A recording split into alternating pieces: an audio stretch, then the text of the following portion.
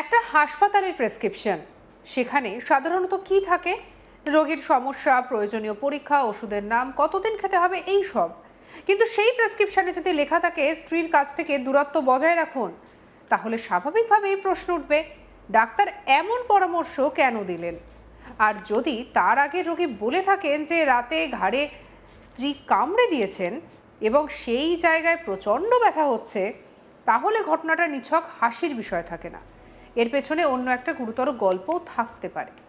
কলকাতার এসএসকেএম হাসপাতালের বহির্বিভাগে এক প্রেসক্রিপশনে একটি প্রেসক্রিপশন ঘিরে এখন ঠিক এমনই আলোচনা হচ্ছে।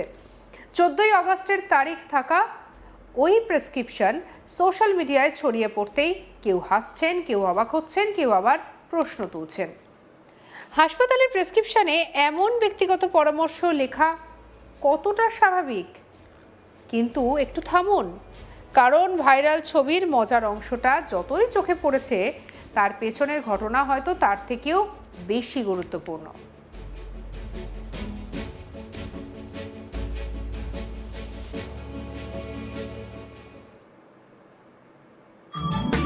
গোপালদা, 3টে চা আর ইশারা বলে মন তো প্লাস আনমোল মারি প্লাস। ভাবুন, একজন রোগী হাসপাতালে গেলেন ঘাড়ে তীব্র ব্যথা নিয়ে। চিকিৎসককে তিনি বললেন যে রাতে স্ত্রী তাকে কামড়েছে। চিকিৎসক রোগীর কথা শুনলেন, পরীক্ষা করলেন, তারপর ব্যথার জন্য প্যারাসিটামল, পেটের সুরক্ষার জন্য প্যান্টোপ্রাজল এবং ত্বকের সমস্যার জন্য একটি মলম লিখলেন। কিন্তু এর পাশাপাশি যদি চিকিৎসক বলেন যে স্ত্রীর কাছ থেকে দূরত্ব বজায় রাখুন, তাহলে এই পরামর্শকে শুধু আজব প্রেসক্রিপশন বলে হেসে উড়িয়ে দেওয়া ঠিক কি যায়? নাকি চিকিৎসক কোনো সম্ভাব্য পারিবারিক হিংসা, শারীরিক আঘাত এবং পুনরায় আঘাত পাওয়ার ঝুঁকির কথা মাথায় রেখে এমন কথা লিখেছেন? এই প্রশ্নটাই এখন সবচেয়ে গুরুত্বপূর্ণ। কারণ সোশ্যাল মিডিয়ার যুগে একটা প্রেসক্রিপশনের এক লাইন কয়েক ঘন্টার মধ্যে হাজার হাজার মানুষের হাসির উপাদান হয়ে যেতে পারে। কিন্তু সেই লাইনের সামনে যে মানুষটি দাঁড়িয়ে ছিলেন, তার জীবনে কি ঘটছিল সেটা আমরা জানি না। ভাইরাল ছবিতে একটা বাক্য দেখা যাচ্ছে, কিন্তু সেই বাক্যর আগে পরে পুরো কথোপকথন দেখা যায় না। রোগী কি বলেছিলেন, চিকিৎসক কি জানতে চেয়েছিলেন, কোনো আঘাতের চিহ্ন ছিল কিনা, রোগী আবার একই ধরনের পরিস্থিতিতে পড়ার আশঙ্কা করেছিলেন কিনা, এসব তথ্য ছাড়া শুধু একটা লাইন দেখে কোনো সিদ্ধান্তে পৌঁছানো বিপজ্জনক।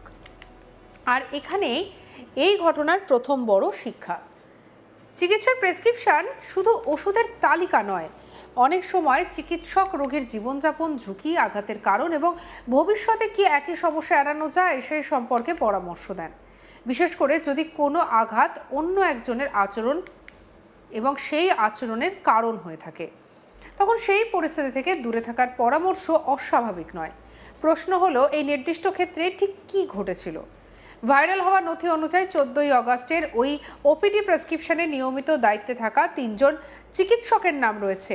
রোগীর জন্য প্যান্টোপ্রাজল 40 মিলিগ্রাম এবং প্যারাসিটামল 650 খাওয়ার উল্লেখ রয়েছে।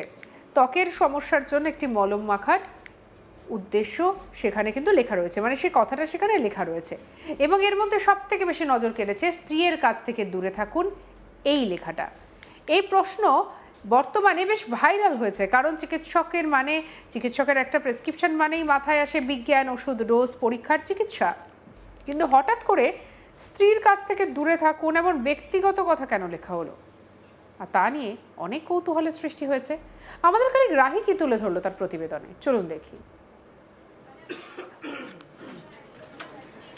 অনেক চিকিৎসক আছেন যারা নিজেদের চিকিৎসা শাস্ত্রে চিকিৎসা করতে গিয়ে বিভিন্ন জটিল রোগের সমস্যার সম্মুখীন হয়েছিলেন এবং সেই জটিল রোগ থেকে অনেক রোগীদেরই সুস্থ করে নিয়ে এসেছেন। তবে সম্প্রতি সময়ে এমন এক ভিডিও বা এমন এক প্রেসক্রিপশন যেটা সোশ্যাল মিডিয়ায় ভাইরাল হয়েছে, জানিয়ে কিন্তু একদম নেট দুনিয়ায় ঝড় উঠে গেছে। আসুন একটু দেখাই আপনাদেরকে। এই হচ্ছে সেই প্রেসক্রিপশন, এসএসকেএম হাসপাতাল, সরকারি হাসপাতালের ওপিডির প্রেসক্রিপশন।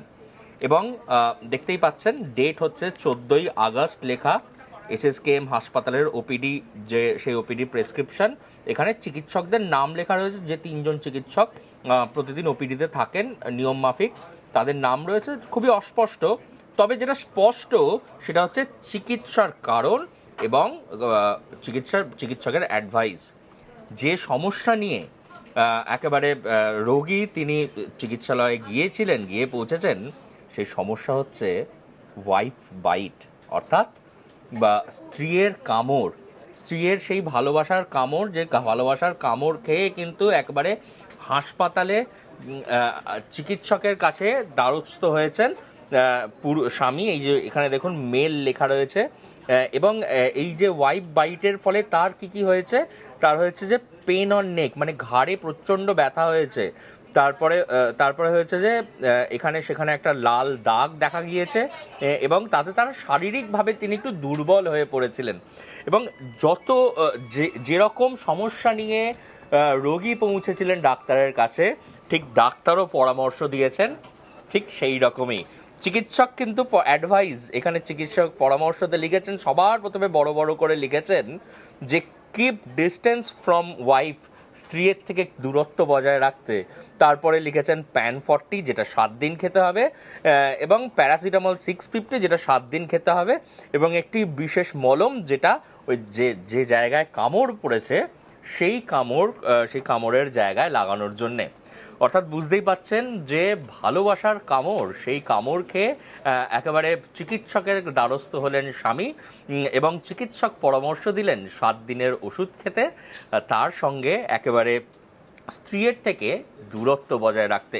যদিও বা এই প্রেসক্রিপশন, সেই প্রেসক্রিপশন আসল, মানে সোশ্যাল মিডিয়ায় যেটা ঘুরে বেড়াচ্ছে তা আসল না কৃত্রিম বুদ্ধিমত্তা সম্পন্ন, তা নিয়ে কিন্তু সন্দেহের অবকাশ রয়েছে যথেষ্ট।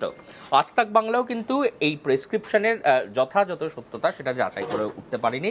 তবে এসএসকেএম হাসপাতালের সঙ্গে আমরা কথা বলে যেটা জানতে পারি, হাসপাতাল জানিয়েছে যে এই যে প্রেসক্রিপশন সেটা দেখে তারাও একেবারে বিড়ম্বনায় পড়েছেন, এবং ইতিমধ্যেই তারা একেবারে যে পুলিশের কাছে দ্বারস্থ হয়েছেন, কারণ পুলিশ তদন্ত করে বার করুক যে এই প্রেসক্রিপশন আদৌ সত্যি না প্রেসক্রিপশন কৃত্রিম বুদ্ধিমত্তা বা এআই দিয়ে তৈরি করা হয়েছে।